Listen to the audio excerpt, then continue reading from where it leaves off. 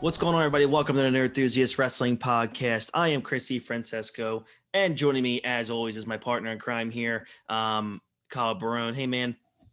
How you doing? Good. I can't believe we actually got 2 weeks in a row out of you. Yeah. With your schedule. Like, I see him like twice a month, maybe, and it's only when we do these things because the guy's just nonstop working. Nah, I'd off today, tomorrow, and then I work Friday, Saturday, Sunday, Monday, Tuesday, Wednesday into Thursday, Friday, Saturday, Sunday into Monday, and then I'm off for a week. Matt, who runs Nerdthusiast, he'll text me or we'll have a meeting and he'll be like, "So Chris, when do you plan on recording again?" I say, "Well, I'll let you know like when the 2-week window opens up and I can get a hold of Kyle and set like a day." When I'm off that week, we should try to knock out a lot. We should do like 6 in a hopefully week. By then I'll have this painted and it'll look a lot better. Yeah, everything will be better. He's getting a full mural of like Trish Stratus, Lita, Charlotte Flair. It's gonna be awesome. Santina, Morella. That's good. All right. Thank you to everybody who watched Wrestlemania 17. We had a lot of fun recording that. This week, we are very excited because this is undoubtedly our personal favorite WrestleMania of all time. We also collectively think it's the greatest WrestleMania of all time. We're going to talk into it. And it's crazy because right before we hit record here to do this, Barone enlightened me on the buy rate of this pay-per-view. You go 2 years prior at WrestleMania 17, over 1 million buys. Mm-hmm. Just 2 years later, we're in 2003, the most stacked card, the most stacked roster that WWE has ever had. And you're looking at how many buys? 630,000? 560. 560. That basically means that somehow, this is something I would rip AEW for. Like half the fans just didn't buy WrestleMania 19. And I don't understand why. And, I read some things. 17 was 1,040,000. Okay. 18 was 860,000. And then 19 was 560, which I don't get. And in 20, they're over 1 million again. Wow. I don't understand it. I don't understand it at all because this card is so good. I mean, this card 21, they're over 1 million again. There had to have been something wrong. At 1 million again. It's which I don't get because some of those other cards are, they're good, but they're not 19. Just like if you look at name power, it's stacked. Yeah, we're gonna go over the highlights of the show, and as we're talking about this, you guys are at the end of this going to go, how in the hell did this not sell the most pay-per-views in the history of the business? And we're going to go over that. This is the 19th WrestleMania, which was historic for two very big reasons. It was the very first WrestleMania under the World Wrestling Entertainment, WWE name. They got the F out in 2002. It was also the very first WrestleMania with the brand extension in full effect, which meant the roster was divided into the Raw brand and the SmackDown brand. The attendance here was just over 54,000 people, a big crowd, but most dome shows got over 60,000 people. This is where the Seattle Mariners play baseball. So most baseball stadiums don't carry 60, 70,000 people. Especially back then. Now they get a little bigger. But... Yeah. This show was headlined from a singing aspect by Crack Addict, sung by Limp Bizkit, which you won't find on one of their albums. None. Because it's not a good song. I like listening to it because it was a WrestleMania song. But oh boy. I was a Limp Bizkit fan back then too. Yeah. They have some good songs, but that wasn't one of them. When you're at the table discussing the marketing and Vince is at that table and you say, Vince, Limp Bizkit wants to sing Crack Addict at our biggest event of the year. And if you listen to the lyrics, it's about cracking people in the head. Yes. But the song, like, you're a crack addict. Like, anyone who says, I'm a crack addict, they're not going to be like, oh, you like beating people up? Like, no, you're on the rock. You know what I mean? It's fucking, you're a junkie. Why would you pick that song of all the Limp Bizkit songs? Yeah. And by the way, they sung that song live during the show at some point in the middle of the show here. The majority of the advertising for the show was based around the Hulk Hogan and Vince McMahon match. It wasn't the main event, but it got the most hype. That's probably, Hogan being Hogan in the back, making sure he's got top What do you billing. mean? Still love Hulk Hogan. Absolutely. I could understand why at least they didn't book it to go on last. So I mean, it got the majority of the marketing, but Vince probably definitely put his foot down by saying, I'm not going on last on this pay-per-view. The stadium looked amazing because the glass windows illuminated the entire building. It's not called Safeco Field anymore. I think it's T-Mobile Park now, but it just changed over from Safeco like maybe 2 years ago. It's a beautiful, beautiful stadium. It's a shame that the baseball team sucks every year. The building is totally full, which looks absolutely awesome.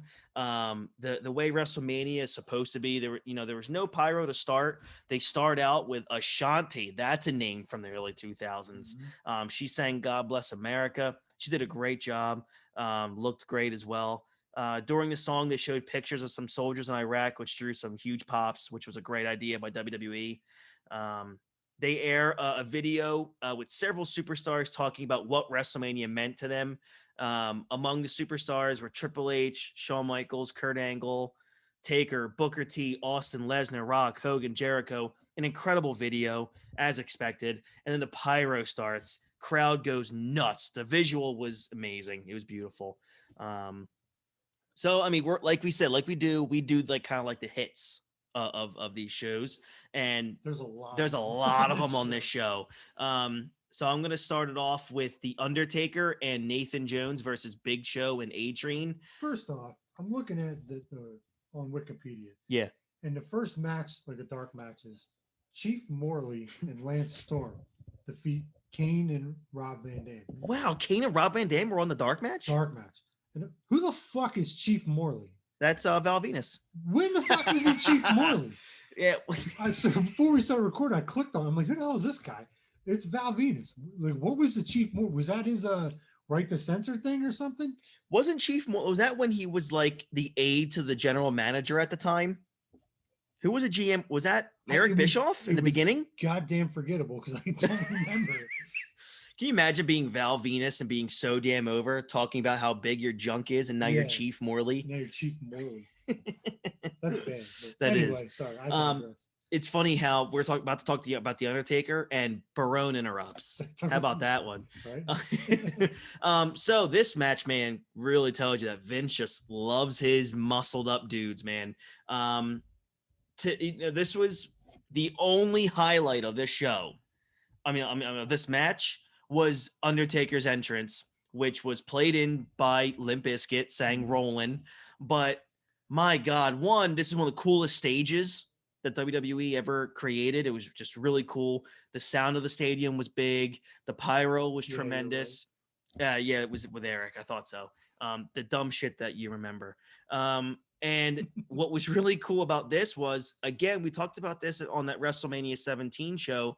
When WWE WrestleMania has these huge ramps, it gives the Undertaker as the American Badass that chance to just really rev up and put some speed into his entrances with the bikes. Flies down this ramp. Yep, and he had the American flag on the back of the bike, and it was just awesome, just a phenomenal visual.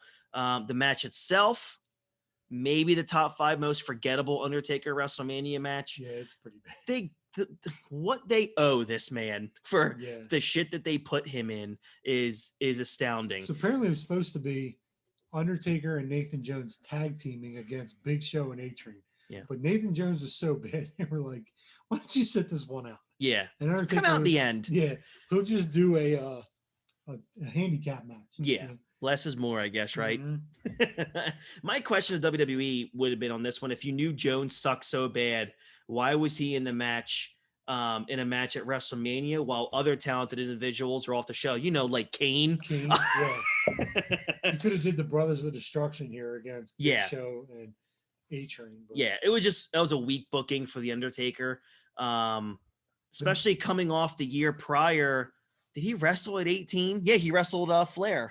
Yeah. You had Triple H at 17, Flair at 18, and you give him this at 19. And then comes back against Kane as the Dead Man at 20. Right. So this is like the filler Undertaker match in between all the good ones. Yeah, he's had some of the worst WrestleMania matches. not his fault at all. He deserved a much bigger role, I think, at this show, but unfortunately, it was the If you want to know why Nathan Jones. just take a look at him. He was so big. My God, I would love to. I want whatever he's on. Chicken and rice. It was unfortunately the very last time, or the very last WrestleMania show that we would get out of the American Badass before the dead man would rise again. That following year at WrestleMania 20 at MSG. Technically, at 36, he was the American Badass in the Boneyard. Oh, the Boneyard match. Yeah. That was kind of, That's a good point. I can agree with that. So going into the next match here, I know I'm going to get into this early, which, you would expect, knowing me, that I would get into this as the main event, but it's, I can't. However, I do think it's the best match on the card. Real quick, the match before this, Team Angle against Chris Benoit and Rhino and the Los Guerreros, like a triple threat. Oh yeah. Has 5. Rhino's not bad, but 5 of the best like in-ring workers, and they get 9 minutes. 9 minutes. But it's like Charlie Haas and Shelton Benjamin were legit collegiate wrestlers who were good in the ring. Benoit's Benoit, and then you got the Guerreros. So it's like, and Rhino's in there too. But it's like you got all this talent.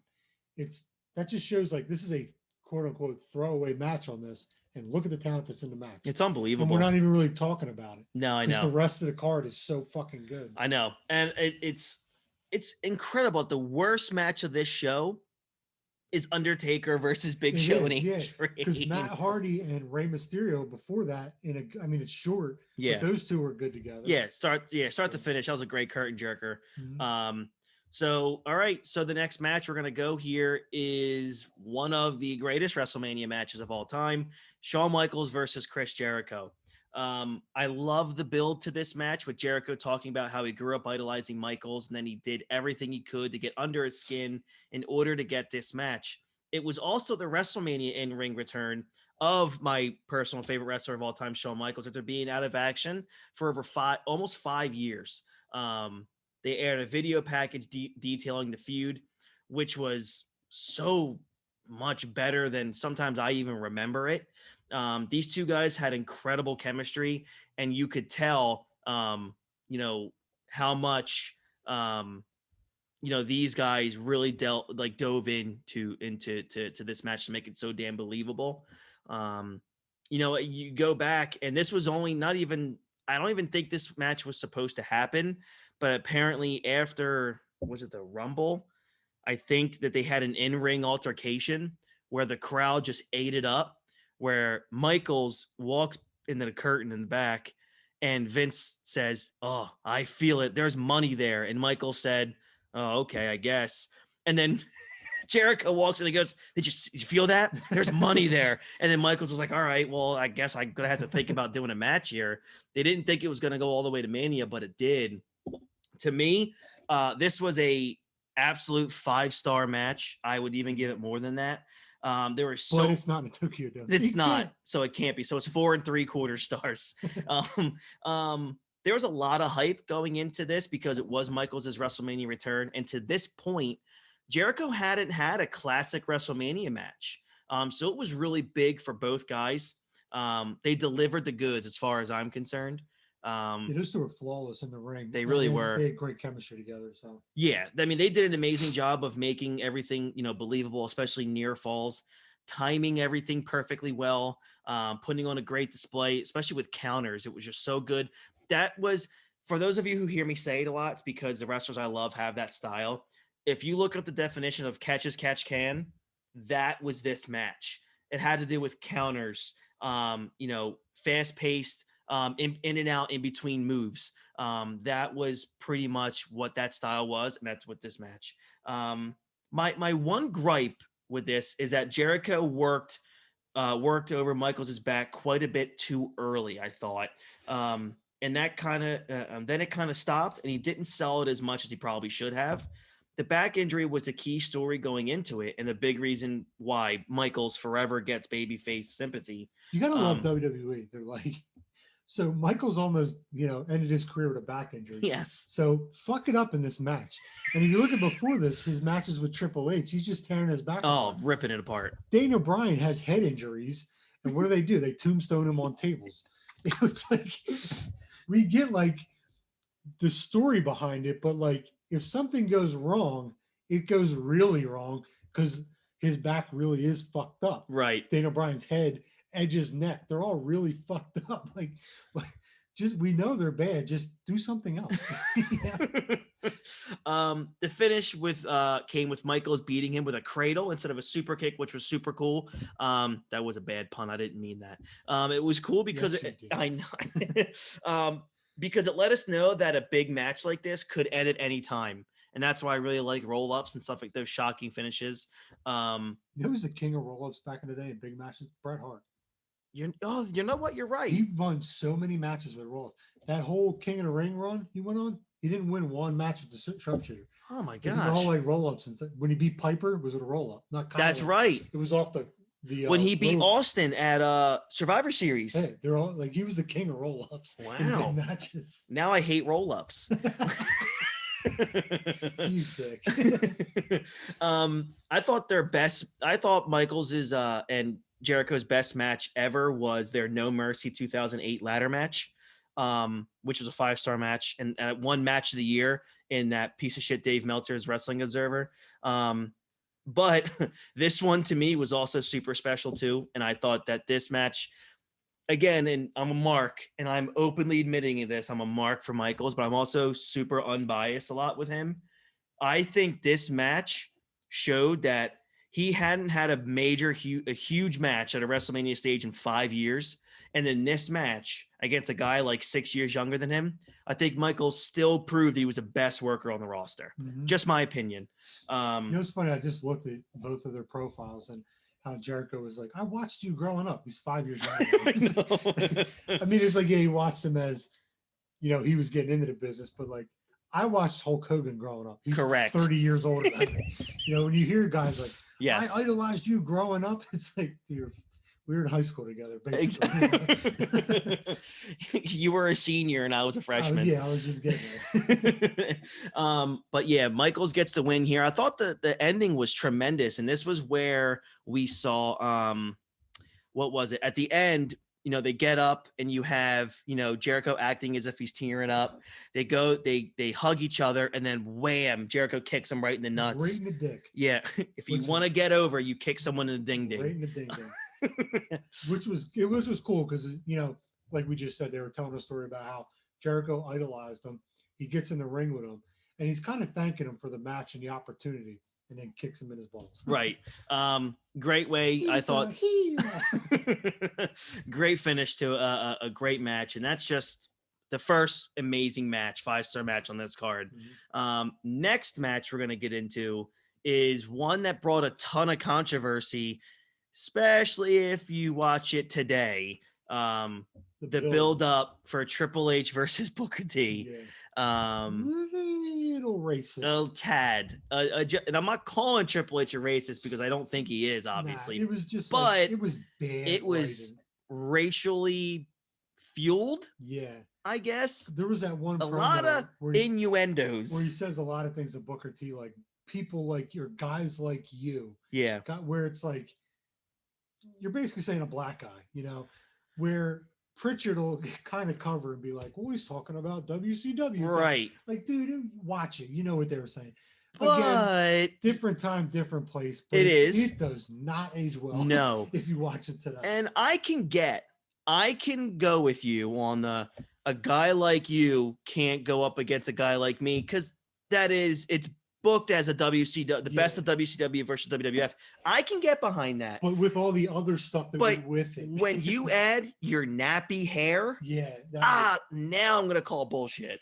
And to Booker's credit, he was cool with it. Yes. Because if he wanted to, he'd fuck Triple H up. Yes, he would. Legit in a shoot, he would kick the shit out of him. And I'm a Triple H mark. But I could separate wrestling from reality. Yes. Booker T would have whooped his ass 6 weeks from Sunday. So, like, it's a matter of if you're going with He a also let Vince McMahon call me N-word oh my on God, ITV. you're not wrong. You know, I forgot all about I that. give Booker a ton of credit. Yeah, my man just liked good He payoffs. just rolled with stuff, you know. You know, you at that point you can just say, I mean, why can't you just say, you know, you're going with a racial gimmick here. I get it. And like Kyle says, and it doesn't make it right. And I agree with Kyle, is different time, different place, but it doesn't age well. It does not. And then you go into the fact of, and Bruce talks about this a lot as well, it would have been less bad if the babyface went over. Yeah. The babyface got his revenge. Yeah, it would have. On the other side of that, a lot of fucking internet fans always talk about how Triple H buries people.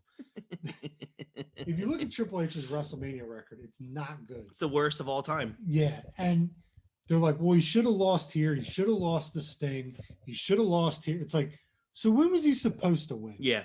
This is a match he should have lost. Yeah. He should have lost this match. You know, I agree. There are matches he lost that he probably could have won, but yeah, this match with all that shit talking he did and belittling Booker T he did, building up to it, this is one that Booker T should have won. I agree, and you know, Bruce Pritchard talks about this, and the reason why we bring up Bruce is because, one, you know, we're a wrestling podcast and show. We're talking about something that you can go find that he talked about at length, which is one of their best podcasts of all time, which is their Wrestlemania 19 coverages. You know, he looks at it as if, okay, and look, I can't really say he's wrong because I don't work for the company. I wasn't there every day like he was. If the plan really was the entire buildup to WrestleMania, that one guy is going to be crowned at this pay-per-view, and that was Brock, maybe you call an audible with the writing, with Booker T and Triple H. I mean, I guess. Or maybe Triple H doesn't pin him and maybe it's a disqualification. It's one of the Flair gets involved or something like that. But I mean, if you look at the card, it's a lot of babyface. I mean, that's how Mania is. But like, Brock's a babyface, he wins. The Rock and Austin, they're both baby faces. Mm-hmm. Hogan's a baby face. Michaels is a baby face. Trish Stratus, Undertaker. There's a lot of baby faces win on this. You got to throw a heel in there somewhere, you know? So I guess why not with the other, like you said, the other title match with Triple H and Booker T. But here's my thinking, and I wrote this down here. I'm going to bring it up, that maybe this was a makeup or a backhanded thank you to Triple H. And let me say, I understand in like 2002, 2003, and 2004 was like the era of terror of Triple H literally winning almost every match except for WrestleManias, but except the big ones. Yeah, except the big ones. But this was a time, guys, we're coming off 2 straight pay-per-views in 2 months of Triple H having to wrestle Scott Steiner in maybe 2 of the worst matches ever. Yes. And now thinking about that, it's like, all right, you have to do this to Scott because we gave him a lot of money. We didn't realize he was this bad. We'll pay you off at WrestleMania. Yeah. Maybe. I can understand that. And look, I'm just grasping at straws. Yeah, but we're trying to give him the benefit of that. But Booker T should have won this match. I agree. I remember thinking Booker could win. It was a good match that JR and Lawler kept calling a classic, which I don't understand. It's good. It's not bad. I mean, look who's in it. Those two aren't going to have a bad match together. Yeah, so, I agree. Classic WrestleManias. This isn't, especially on this card. This is one of the more forgettable Triple H and Booker T matches that those two have had. You know, I agree, especially with the stacked card that this is. No, for sure. And you know, one thing I did like about this match is, one, I was actually a fan of Hunter's purple tights, and I think he didn't wear the white boots with this, but I like the purple tights and the purple boots. I think they might have been purple boots, which probably was a homage to Ric Flair, but it was a regular Triple H entrance that night. Mm-hmm. It was one of the only WrestleMania pay-per-views where he didn't have an extravagant entrance. Yeah. It was just regular Motorhead, which I really enjoyed. All right, so the next one we're going to get into here is absolutely insane. And this was a street fight between Hulk Hogan and Vince McMahon. The two guys who you can credit with WWF, WrestleMania, the reason Chris and I are sitting here That's right correct. now, the reason you guys watch Raw, SmackDown, NXT, all that stuff was because of these two. And they tapped into that history perfectly for this match. Yep. I mean, the video package for the Vince McMahon Hogan match, most of the advertising of this pay-per-view, like we said, was based around this, even though it didn't go on last. In many ways, it was considered the main event of this show.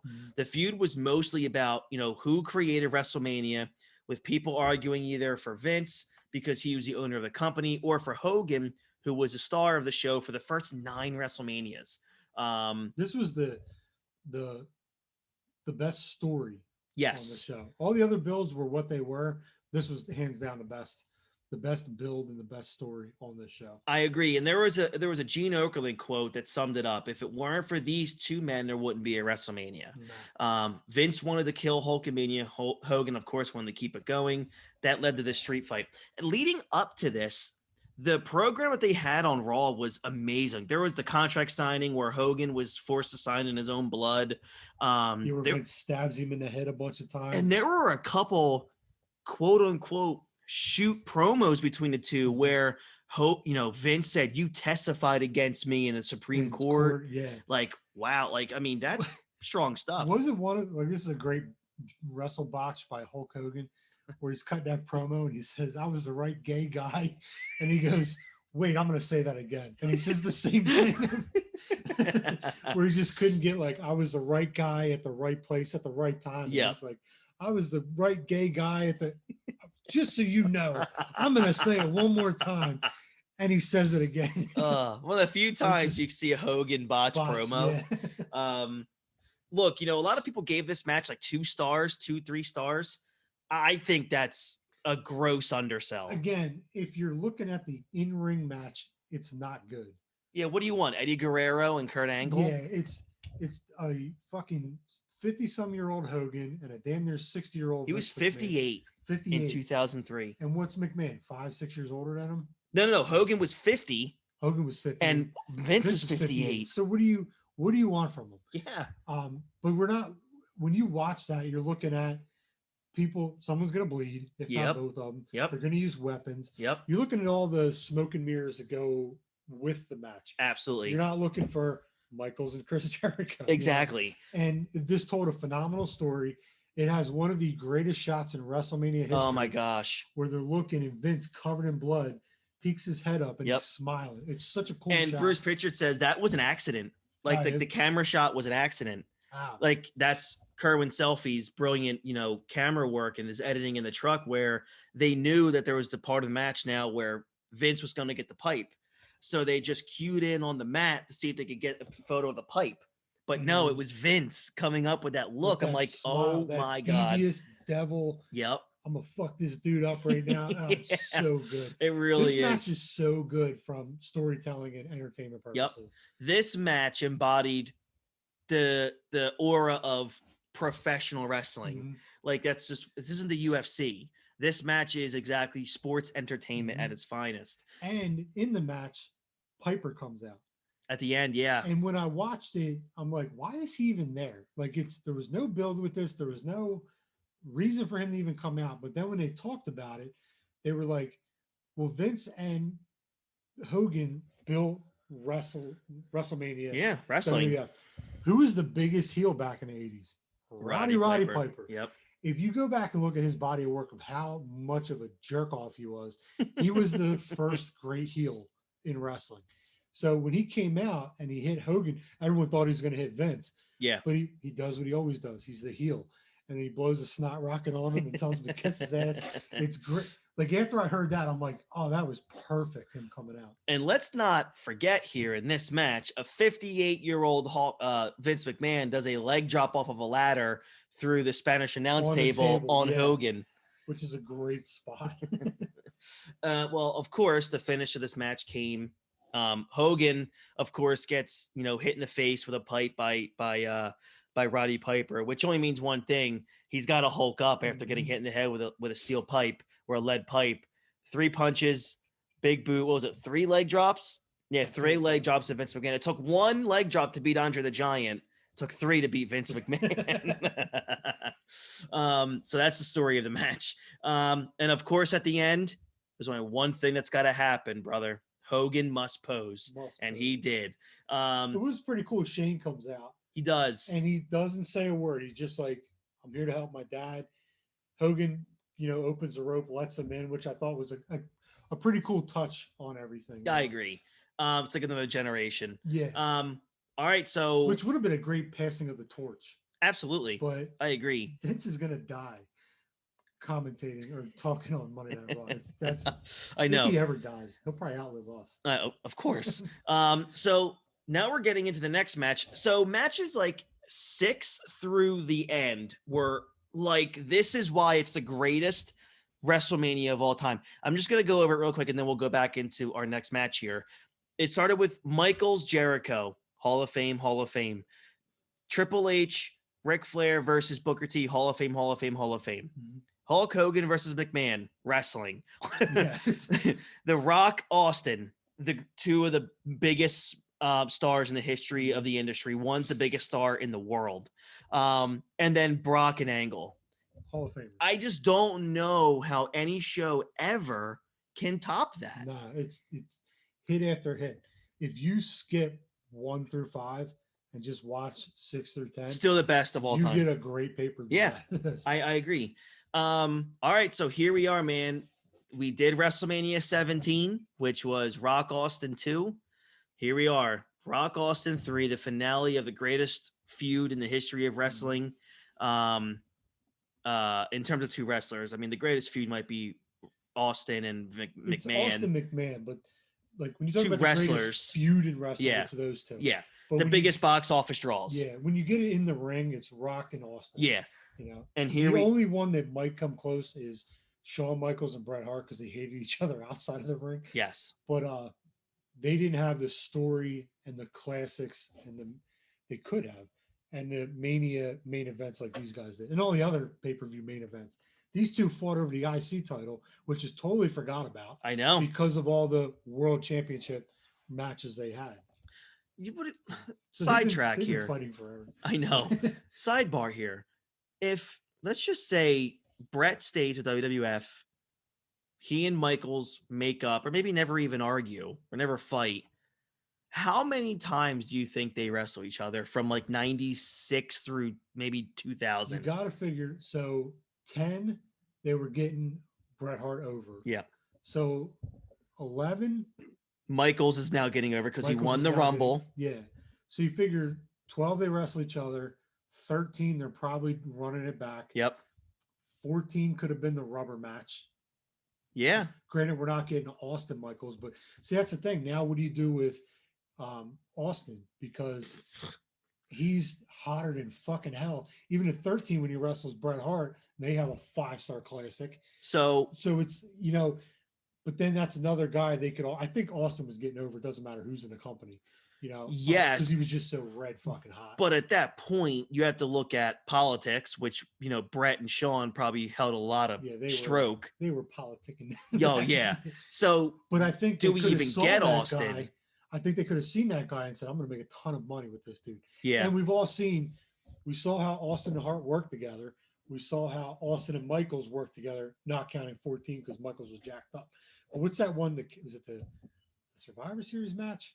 Where they just start out and they're fucking guns blazing back and forth. Like, was this Austin? Yeah. Survivor Series. MSG. So you look at the matches before Austin got hurt, how the 5-star classics he was having with these guys. I think they could have looked at him and been like, I'm going to make a ton of money with this guy. Plus he's over with the crowd. He's the baby face. Yeah. Hart was already a heel. Michaels could be like, I can go against this dude all day long as this jerk off I've been against this good guy. You know, I think it would have been. And Taker would have been probably heavily involved at some point Taker's too. There, the Rock's on his way up. Triple H is right there. Like, dude, think about how loaded this roster was, and then you're throwing Bret Hart and Shawn Michaels in with it. One, screw you, Brett. 2, you're welcome for the screw job, everybody. Yeah, right. So, all right, Rock Austin Part 3. Going into this match, no one knew this was it for Austin. No, I think who was it? He said on that documentary, The Rock knew, Vince knew, and like one other person knew. Maybe But Jim Ross. Jim Ross. I don't even think he did. Oh. Because on commentary he didn't let him. I don't think he told him. But he said Oh. there was only like 3 or 4 people that knew this was his last match.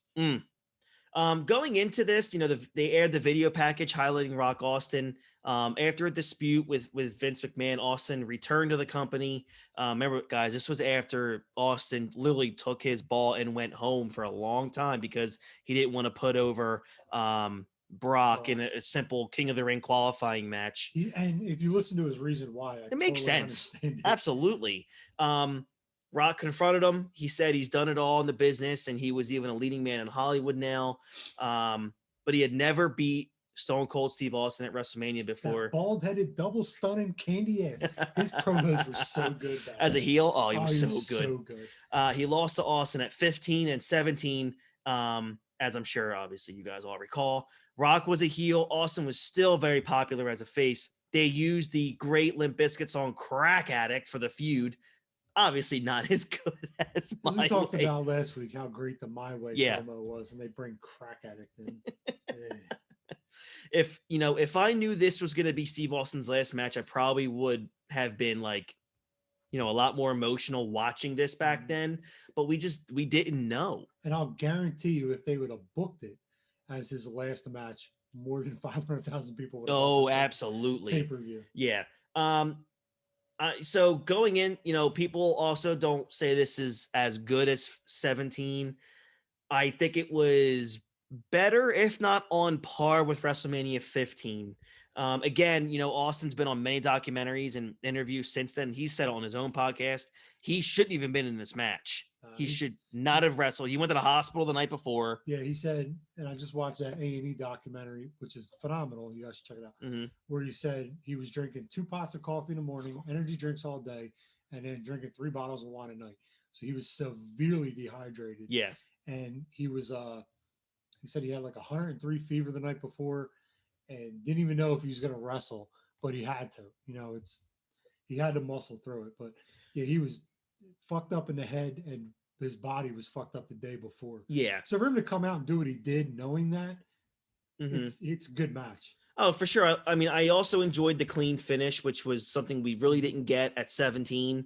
We almost didn't even really get a clean finish necessarily at 15. But, they almost went 20 minutes here back and forth the whole way without resorting to a lot of brawling. Most of it was done in the ring. The Rock wears his jacket. Yes. Which is great. That was really good. You could tell The Rock was definitely like, I'm an actor now. He like went to the next level with the shit he did. Which absolutely. I think they proved once again, why they can always have great matches together. I'll never get tired of these two for as long as I live. You could argue that they had the best rivalry in the history of wrestling. We've talked about that. I'd put it at the very, very tippy top. The matches they had backed it up every single time. Even Backlash 1999 was spectacular. This, after rewatching it for the sake of this show, my respect for Austin as a performer just went through the roof, knowing what we know about all of his injuries, what happened like less than 24 hours before this match even happened. This was his last match. It's been 18 years since Stone Cold Steve Austin has wrestled a match. I give him a lot of credit for never coming back, though. Yeah, I do. There was a lot where when CM Punk was on fire, a lot of people were saying Punk and that could have wrote itself too, with Punk and Austin coming back for one more match with him, but he never did, which is, as much as me being the self-centered person I am with wrestling, I'd have loved to see it, but give him credit for not doing it and just staying retired. I agree. And doing his thing. And it's cool to see that documentary. If you guys haven't had a chance to watch it, I'm sorry for what I'll say, but I was really happy to hear him say, he likes asking wrestlers when he talks to them that are maybe 10, 15 years older than him, how are they feeling? So he knows what he's got coming up. And he said he feels really good. And I like hearing that. I'm sure he's eating well. He's exercising the right way. He still looks jacked. He still looks good. Yeah, he's still jacked. I'm sure he's not beating his body up, drinking and stuff like that. You figure Raw, SmackDown, pay-per-views, and every house show, he's drinking some type of beer at the end of it because that's what the fans paid to see. Mm-hmm. Even if 90% of the beer is running down his face, who cares? But he does it 4 or 5 times. He's drinking a couple beers, you know. Right. So, Right. What's post match, it took 3 rock bottoms to finally put away Stone Cold here. The Rock sat over top of Austin. They exchanged words. It was a mutual respect. So I love how Hebner kept trying to get. He's like, and Rock was like, "Get the hell out of the way!" You figure after the first push, Hebner would be like, "All right, I'm going to sit in the corner right now." Right. It's such a cool visual to see The Rock, and he basically said he thanked them and he loved them, which was so cool to see that because you don't see a lot of people breaking character in the ring. Yeah, and he did, which was cool. Yes. And he does one arm up, gets out of the ring, kisses his mom, and leaves. Yep. And gives Austin his moment, which is cool too. Which is what we saw like years later with Michaels and Flair. Yeah. Literally, Michaels sat on the apron and they just got up and walked. And that's just, I love that kind of stuff. Yeah, we saw that at WrestleMania 33 with Roman Reigns and Taker. Son of a bitch. Unbelievable. Got me all in my feels. Yep, of Got course. Me all fucking, man, my childhood died that night. There it is the next year. Not the year after that, the one we were at, but the year after. Right, of course. He doesn't want to show up to 80,000 people, but he'll do a boneyard match with nobody there. Right. So overall, obviously from a wrestling standpoint, the match wasn't what the other two were, but I'm going to give it 5 stars. Again, I analyze them hard when Barone and I are texting about it. Yeah. But if I'm going to talk to you guys about this as an overall from a wrestling standpoint, I can't sit here and tell anybody that that's not a 5-star match from a build. Then you have to look at, again, I'm going to use the same word I used for Triple H and Booker T.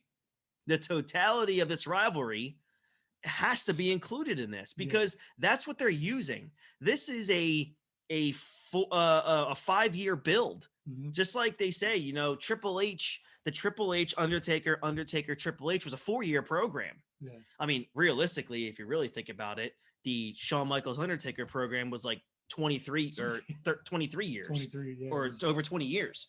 Mm-hmm. So that's realistically what they're doing here with Austin Rock. Then that's why I give it 5 stars. They just didn't let you know that's what they were doing. Right. Which is why, like I said, if Austin would have came out and said, this is my last match, win, lose, or draw, I'm retiring, I'm done, I got nothing else to prove in this, people would have been like, this is it, I got to see this, Do you ever watch that match over? Yeah. Do you? Yeah, I've watched. Is it weird that I don't like watching it? It's like, I don't know, it's weird because like you said, it's not the greatest in-ring thing, but it is kind of like sad at the end. It's like, it is. Because how fucked up he was. Yeah. And that last rock bottom, if you watch Austin's head, he looked in pain. Yeah. Like his neck's real stiff, like you didn't want to take it. But I watch it just because this is one of Austin's coolest entrances. Oh my God, the entrance. The camera's behind him. Yes. He's walking, and you just see flash bulbs and all these people. The entrance is so fucking cool. I know, it's one of the best. They always, every entrance is from the front. They watch you walk down. But that it was from behind where it's like, we're watching him walk away. Which in hindsight, that's what it was. But yeah.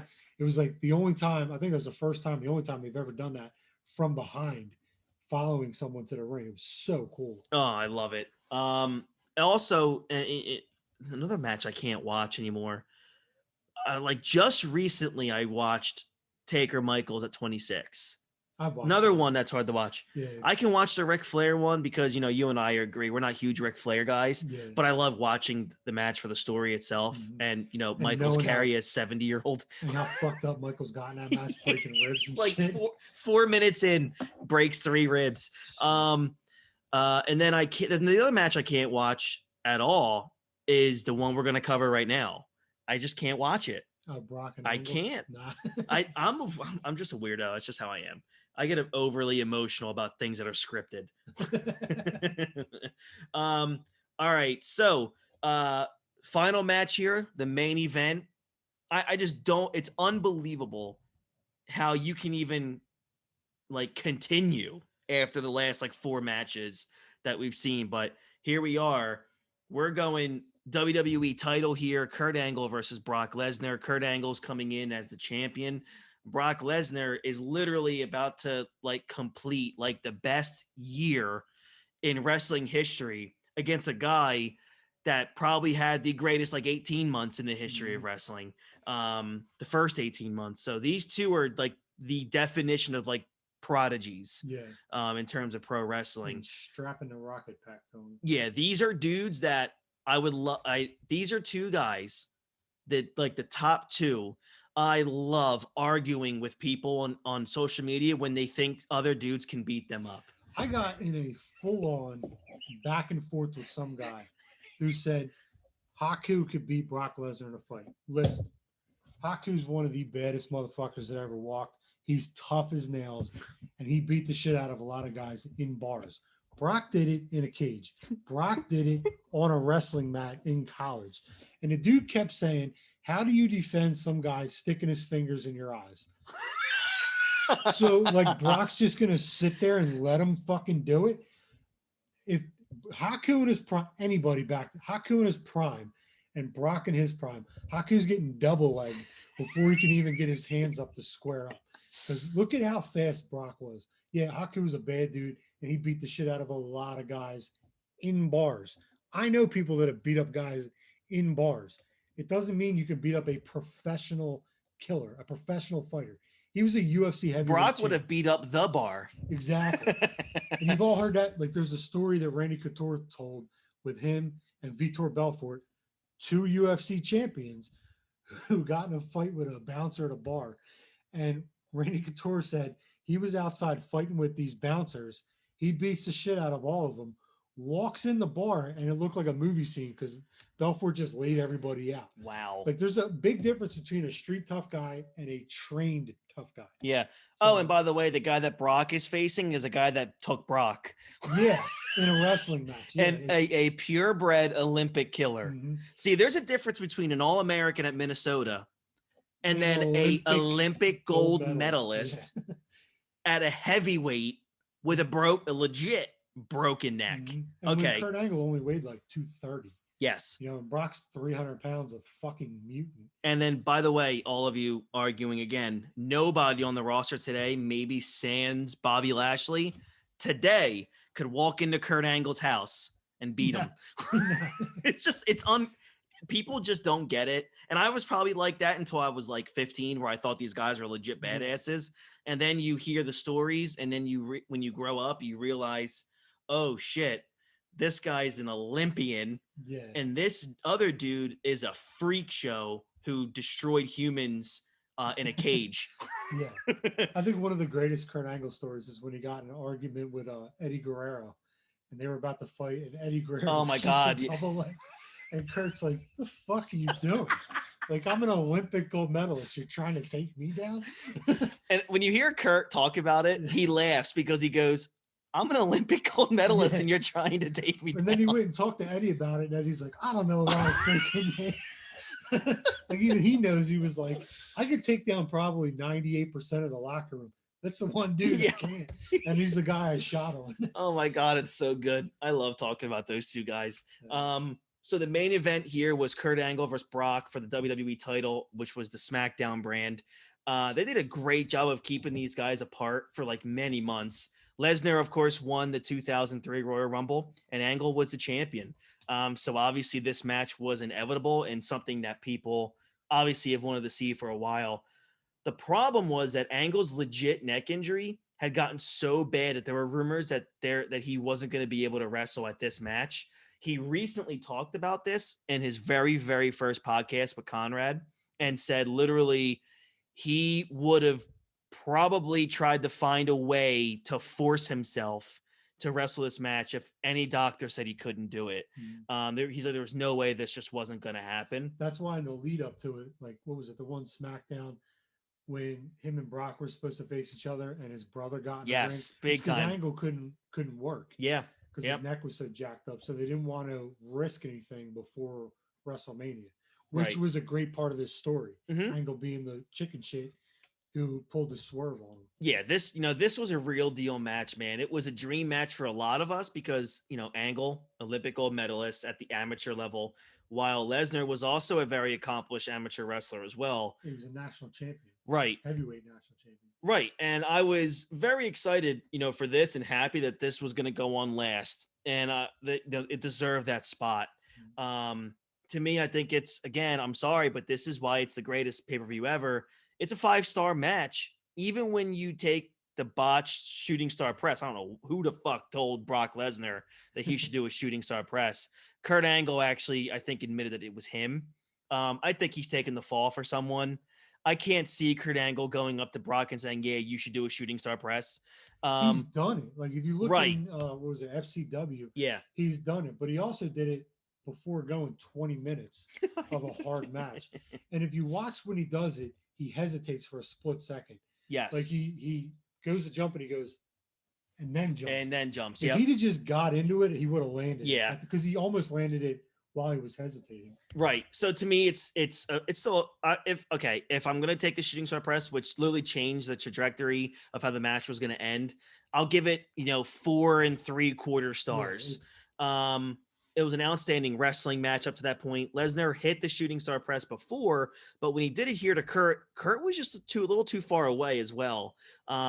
Which was kind of good because if he wasn't, he'd Oh have landed boy. head first right into his ribs or Yep. his stomach. Yeah, and then And then Kurt would have had a 300-pound gorilla landing with his head.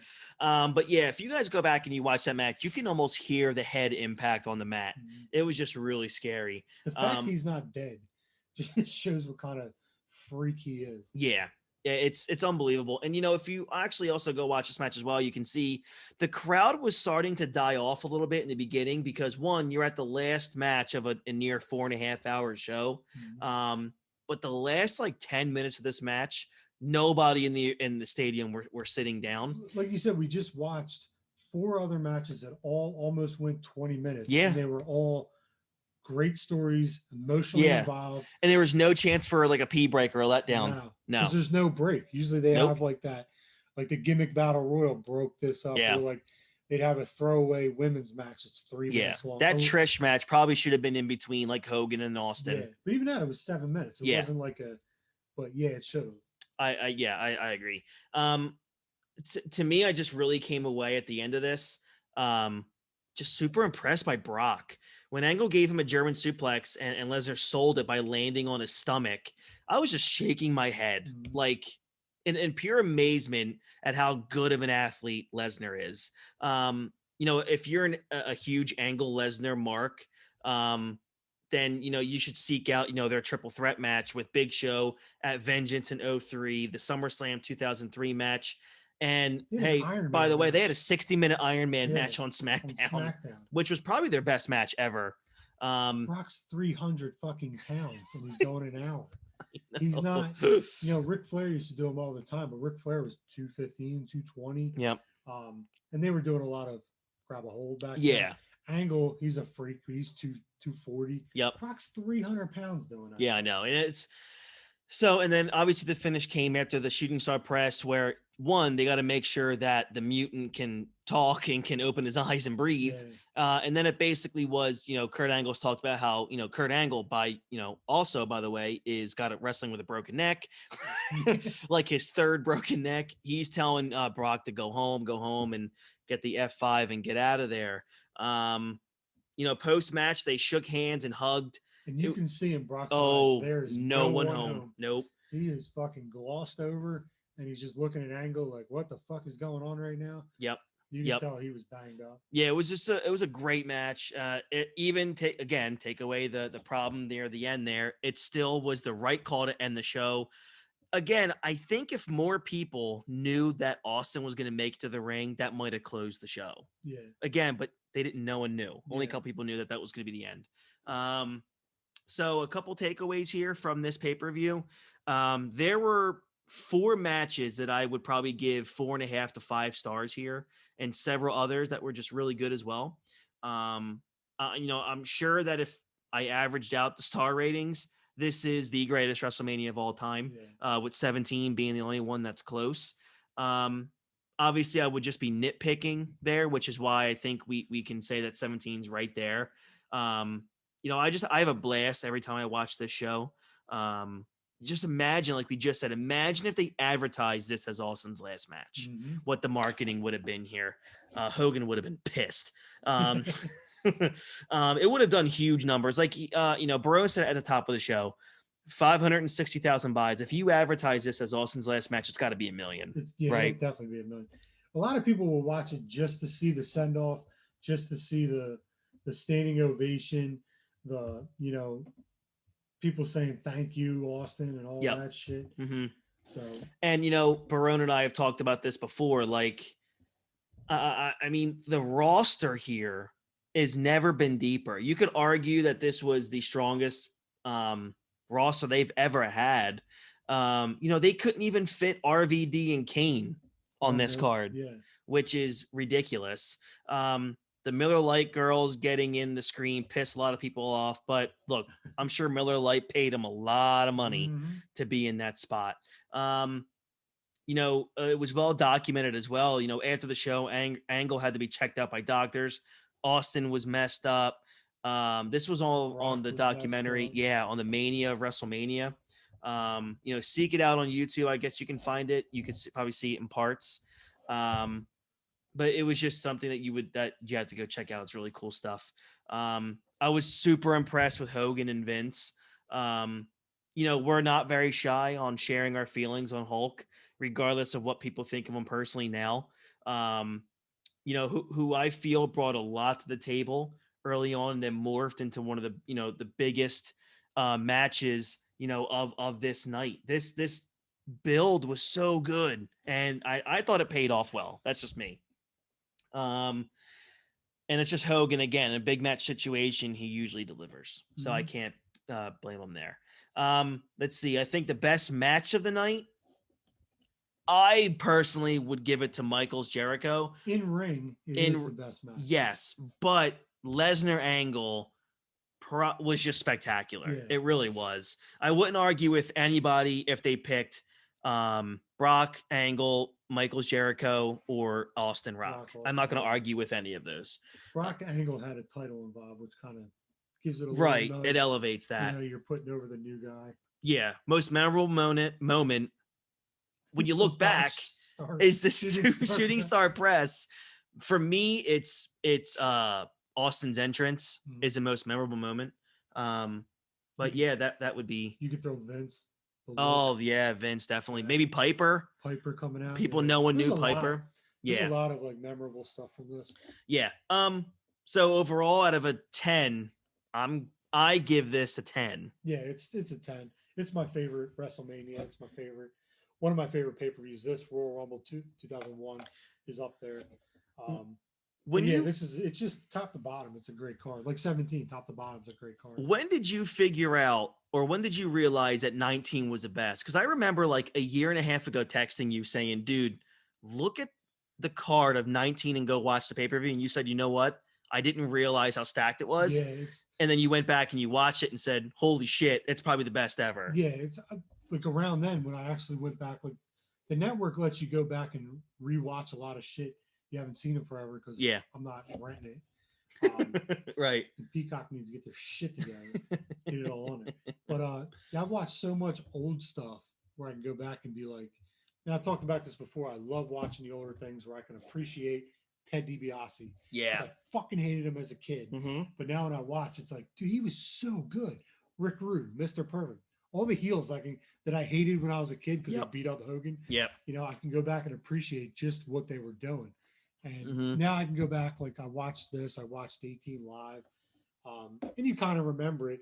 But when you go back and watch it, like as a fan again, you can be like, God damn, this was such good shit. It's such so good. Because when you watch it back then, if you're just like, oh, Michaels and Jericho are good, you're just watching it like, oh, it's a match on the card. But when you go back and watch how good it is, you can appreciate like this is a 5-star fucking classic. Yeah. I haven't seen 18 in a long time. I know that was Rock Hogan, but that was also Triple H and Jericho. How else?